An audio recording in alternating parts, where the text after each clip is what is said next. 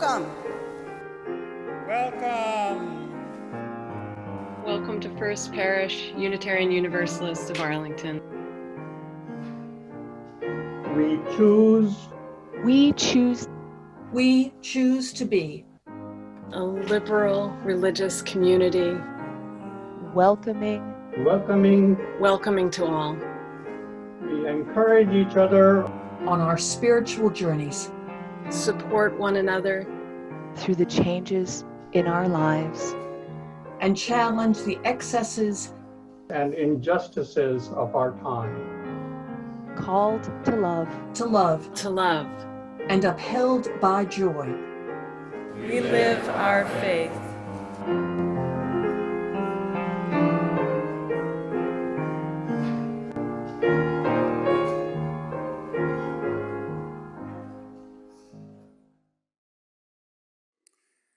I invite us now to turn within, to that sacred space, to our collective sacred breath, where we are complete and whole.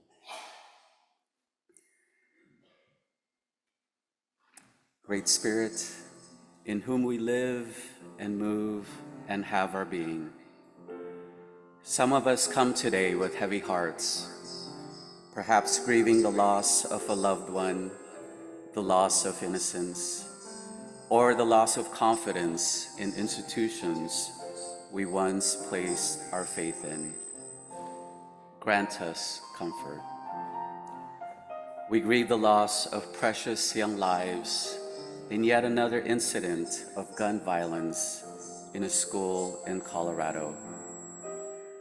Grant us courage to not simply send our thoughts and prayers, but act for peace and justice.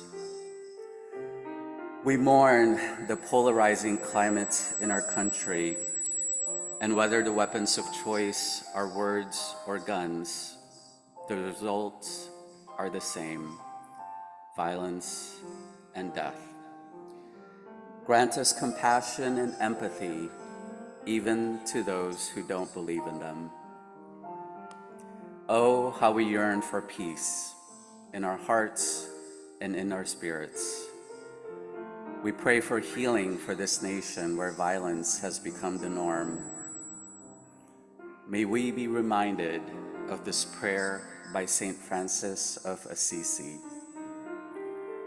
God, make me an instrument of your peace. Where there is hatred, let me bring love. Where there is offense, let me bring pardon. Where there is discord, let me bring union. Where there is error, let me bring truth. Where there is doubt, let me bring faith. Where there is despair, let me bring hope.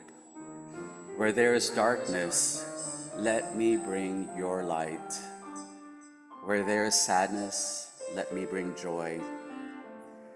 O God, grant that I may not so much seek to be consoled as to console, to be understood as to understand, to be loved as to love. For it is in giving that one receives. It is in forgiving that one is forgiven. It is in dying that one awakes to eternal life. Let us take a few more deep breaths as we enjoy this moment of silence together.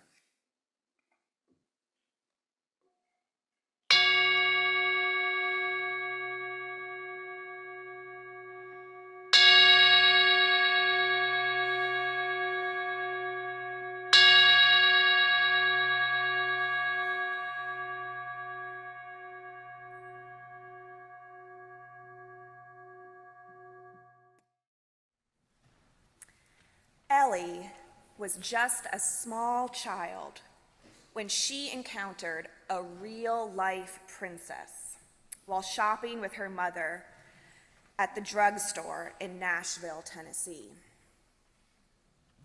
You see, Ellie's mother upheld a long lineage of Southern hospitality.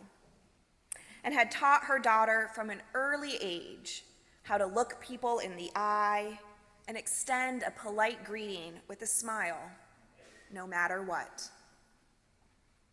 So imagine Ellie's delight when one day, while running errands with her mother, a beautiful woman wearing denim and rhinestones from head to toe, with gorgeous blonde hair and long red nails, appeared in the makeup aisle beside them. This glamorous lady was quick to notice that Ellie was noticing her. And the glamorous lady asked Ellie's mother if it would be okay for Ellie to help her decide on a shade of lipstick. Ellie couldn't believe it. The fancy lady wanted her help?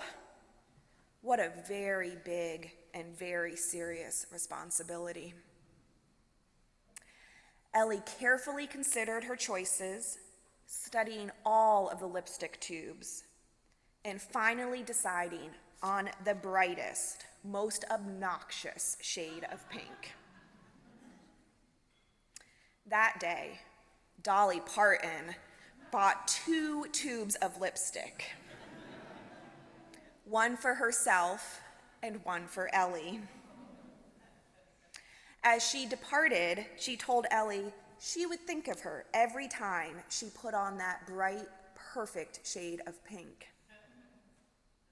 Reflecting on this years later, Ellie says that because of that encounter, because of the noticing, she has spent her whole life looking for ways to make a child feel special. Noticing, connecting, living with intention is a powerful, powerful thing. Slowing down, paying attention allows us to deepen our relationships, to strengthen our actions, to live with more integrity. There are many ways to describe this sort of focused attention. Buddhists call it mindfulness. Thich Nhat Hanh says it's the practice of being fully present and alive, body and mind united. Mindfulness is the energy that helps us to know what is going on in the present moment.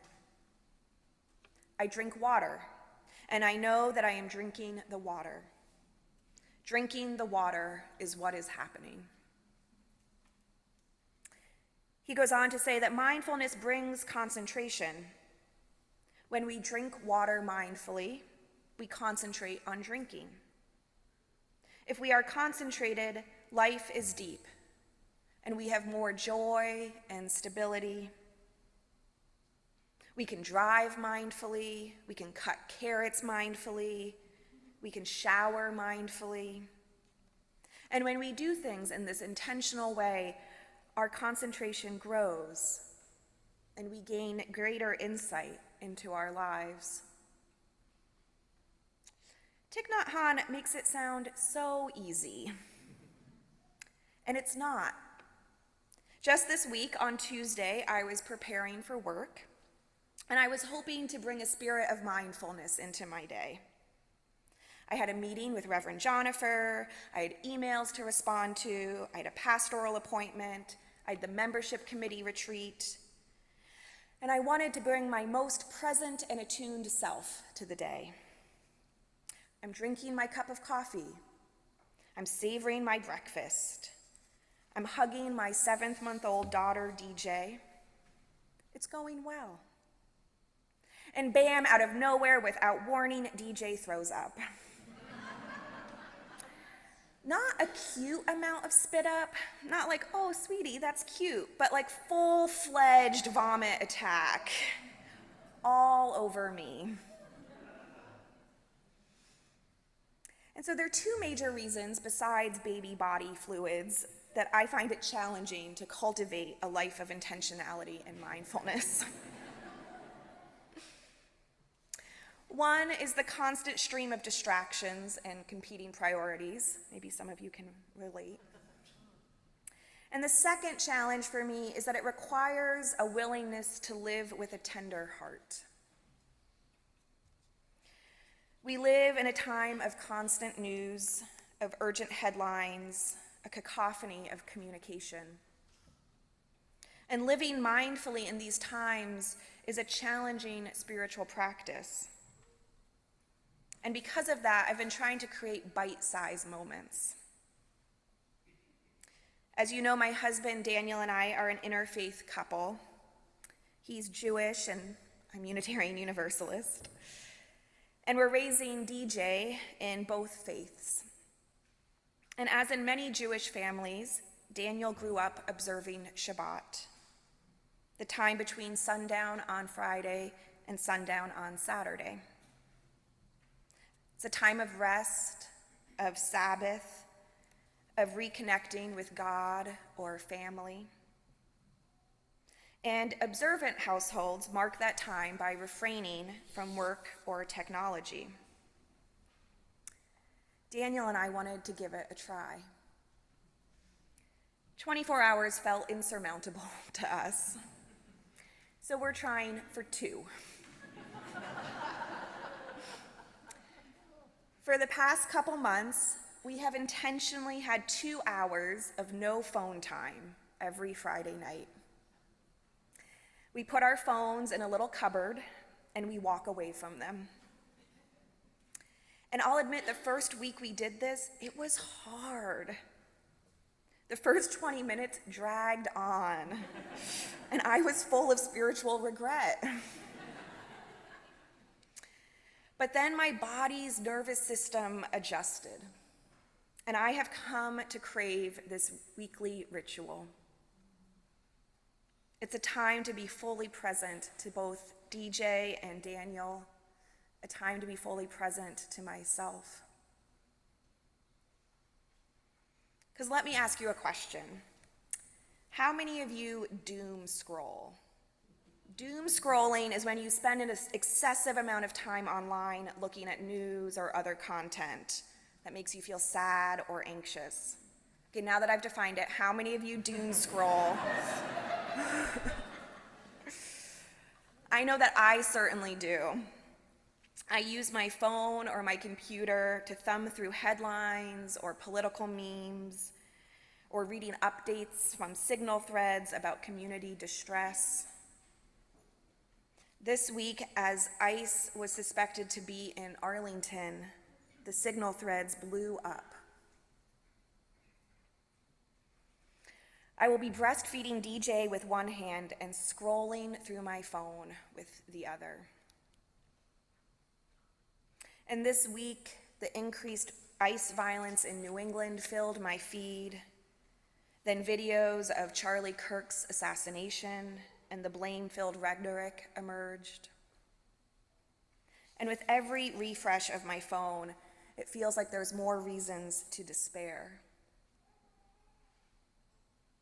So I've been genuinely trying to figure out why I doom scroll. I have an obligation to be informed, to be sure, but there are better ways to go about it than this. I wonder then if it's about control or fear. In a world that makes me feel so much grief and so much outrage, does obsessively looking at the news somehow give me an illusion of control? A trick of agency? Does all of that information allow me to think I'm better prepared? Or does the scrolling help numb me to avoid the actual sense of sorrow I feel? And I've been wondering if there are other ways to tend to those feelings. What if instead of mindlessly despairing, I mindfully engage? Poet Andrea Gibson wrote, "Let your heart break so your spirit doesn't. Let your heart break so your spirit doesn't."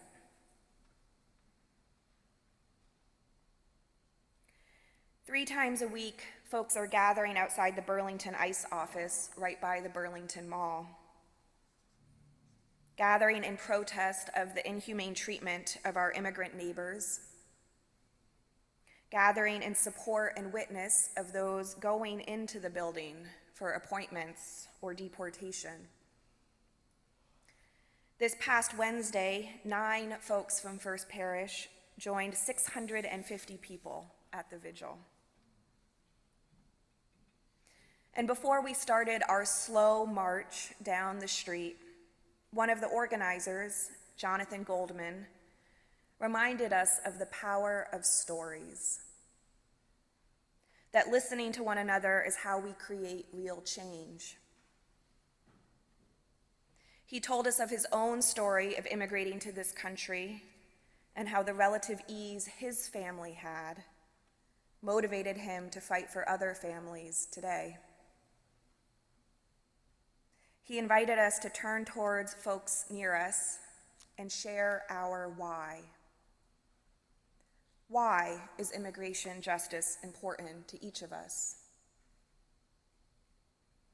And in the slowing down and the listening, I heard about Lois Fine's connection to the Holocaust and how that impacts her today.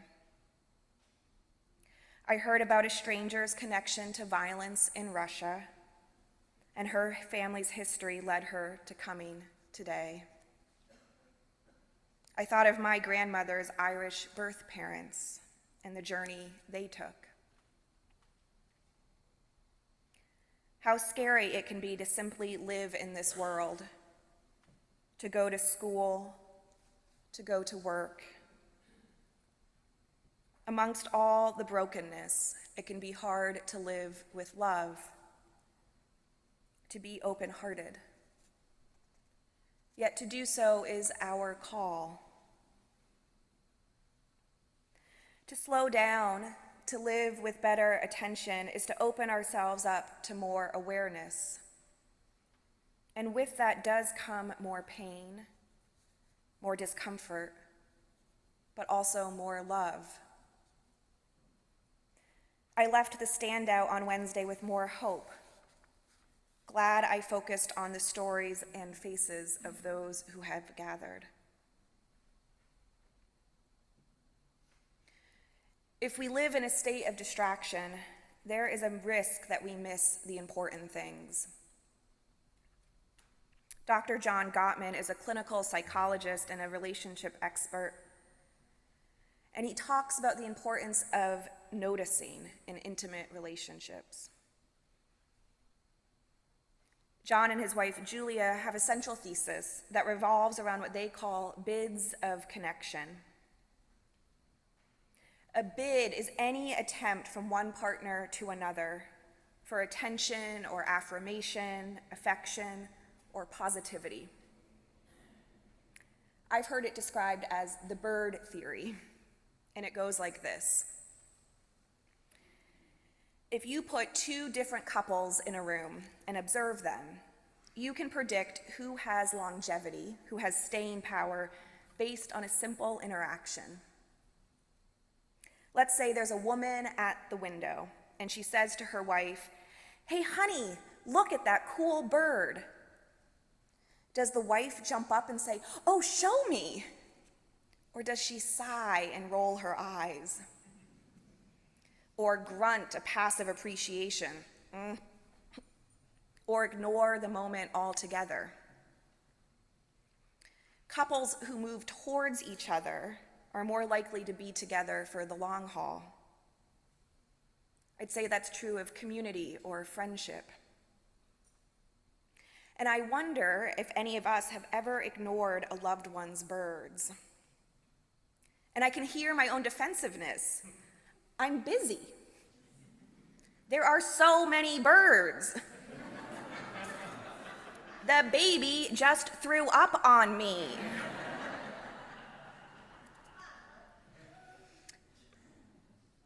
Gottman says that couples often ignore each other's emotional needs out of mindlessness, not malice. And so mindfulness, living with intention, can make a difference. Dr. Cheryl Fraser is a student of the Gottmans And she writes that most bids of connection, happen in simple and mundane ways. And if you're mindless, you miss the overture.